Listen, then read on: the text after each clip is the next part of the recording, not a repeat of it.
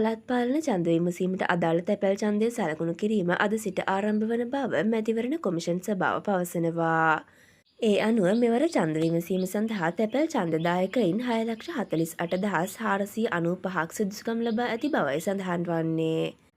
රාජ්‍ය ආයතන, පොලිසිය, ත්‍රිවිධ හමුදාව, පාසල්, සංස්ථා, ව්‍යවස්ථාපිත මණ්ඩල ඇතුළු සියලුම ආයතන සඳහා තැපැල් ඡන්දය සලකුණු කිරීම මේ මස 24, 25, 28 සහ 29 යන දින 4 තුළ සිදු කිරීම සිදුවනවා. මහනුවර සිරි දළදා වන්දනාව වෙනුවෙන් විශේෂ රාජකාරිවල යෙදී සිටින පොලිසියේ සියලුම නිලධාරීන් සඳහා විශේෂ තැපැල් ඡන්ද මධ්‍යස්ථානයක් මහනුවර උසස් බාලිකා විද්‍යාලයේ පිහිටුවා ඇති බවත් මීට අමතරව විශේෂ රාජකාරිවල නිරත වන ත්‍රිවිධ හමුදා නිලධාරීන් සඳහා ඒ හමුදා කඳවුරුවලදී නියම කරනු ලබන සහතික කිරීමේ නිලධාරියෙක් ඉදිරියේ මේ දින 4 තුළ තැපැල් ඡන්දය සලකුණු කිරීමට අවශ්‍ය පහසුකම් සලසා දී තිබෙනවා.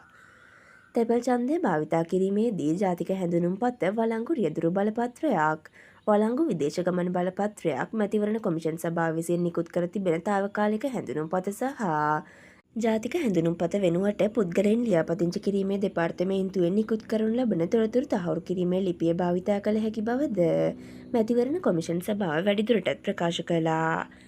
මෙවන් උණුසුම් පුවත් රදසනින් දැන ගැනීම සඳහා අපගේ YouTube චැනලය සබ්ස්ක්‍රයිබ් කර බෙල් අයිකනය ක්‍රියාත්මක කරන්න.